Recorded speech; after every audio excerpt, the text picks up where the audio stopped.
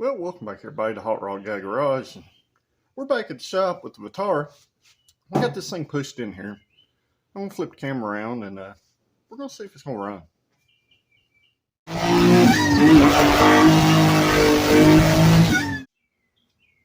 And alright guys, since our last video, got some used tires thrown on this thing. So it'll roll.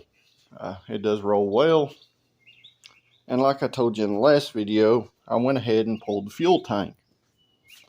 And we got our little shop cat here at the shop. Yeah, her hanging out. So I took the gas tank out of this thing and I cleaned it out. And I'll show you what the gas looked like to come out of this thing. And alright guys, so this is the fuel. I don't know if you can see, but this stuff's black. But that's the fuel that came out of the Vitara. And you're probably thinking to yourself, man, them injectors and stuff must be pretty bad off. Yeah, I'm pretty sure they are. So as a precautionary measure here, and I don't recommend do this, but anytime something's sat a long time, I'll usually take about 5 gallons of E85 and dump in the tank after I cleaned it out. While some people will scream at ethanol, it is a very good, cleaner. So what that does, now it may not run the best on it. It may not do miracle things, but it should help clean the injectors out and the lines. If not, it's going to stop them up. So what I done, put 5 gallons of E85 and 5 gallons of this ethanol 87 in it, guys. And I primed the key a few times. Just to let that stuff sit in the injectors. So let's put a battery cable on it, because I have stuck a battery in it. So basically guys, if you got a good hot battery, which this battery is not the right battery for this, always check your fluids. Now I'll never just go ahead and just blatantly change fluids. I'll check them, top them off as needed, as far as like your radiator and stuff. You just want to make sure there's stuff in there. It gives you your best chance. And on something says as long as it's dead in the woods, you want to pull your air filter and make sure there's no rat's nest and stuff. I've already done all this stuff preemptively, because you see a lot of guys on YouTube do this will it run stuff. What they're not showing you in the background, that they're actually going over things before they ever attempt to start this stuff, guys. So, and that's what I've done. I preemptively pulled the tank, cleaned it out to give us the best chance of it running. Same with checking everything over. It does spin over fine. That's another thing to note. But as you know, we don't have no interior, so we got a bucket. So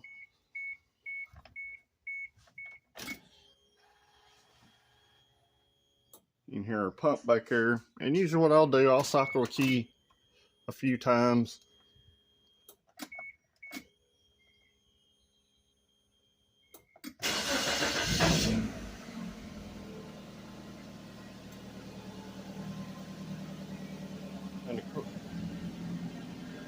And we get a little smoke.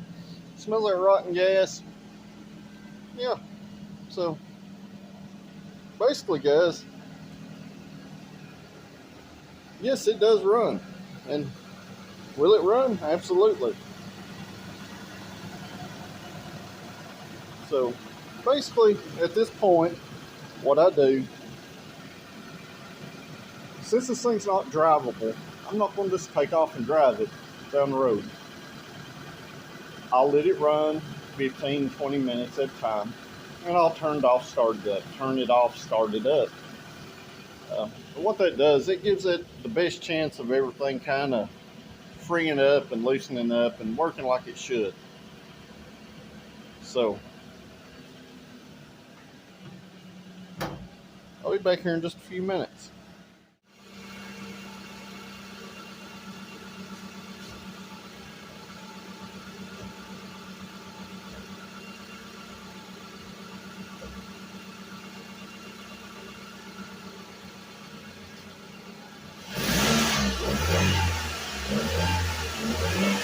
Hey,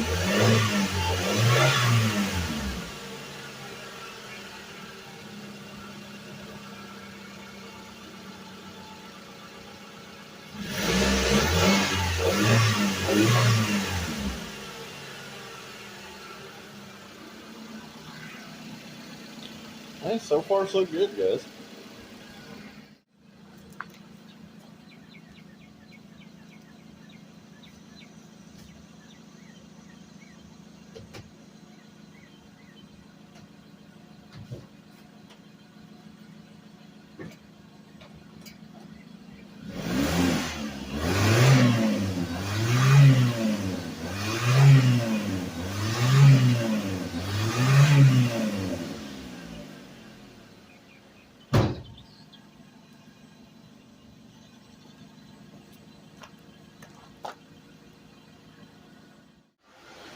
And all right, guys.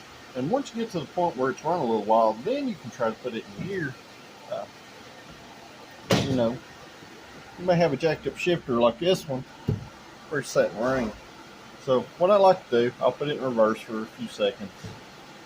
You know, neutral drive, second low, all that good stuff. And then I'll usually check transmission fluid again. Well, I've already done that.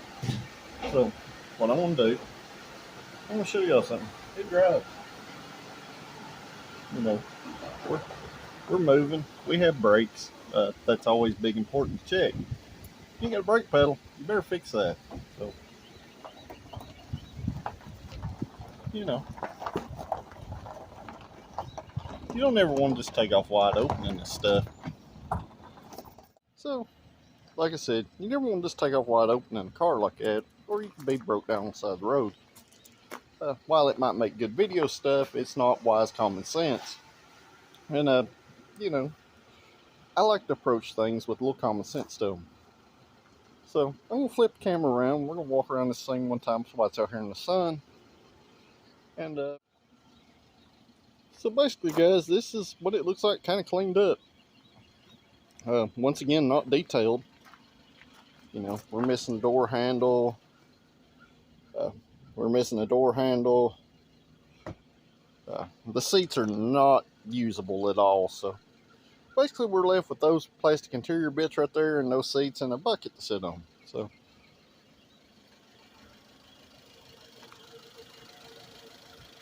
and as you can hear, it's still running.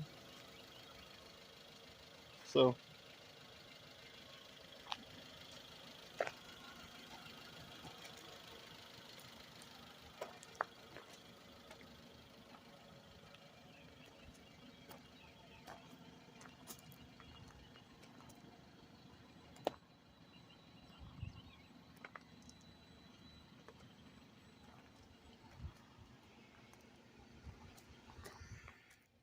well, so guys, I'm gonna pop back in here right now, and if you haven't took a moment to like this video, please hit that like button.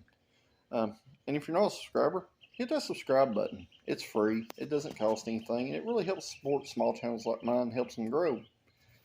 So, that said, back to the video.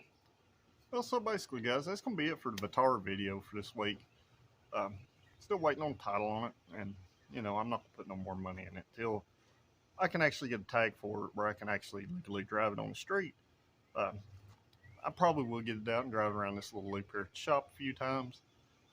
Once again, I'm on the dead end road here at the shop. I'm going to pull Project Freetro in. Make sure you check that video out also. I'm going to do some stuff to it today. So, until next time, guys, we'll see you at the next one.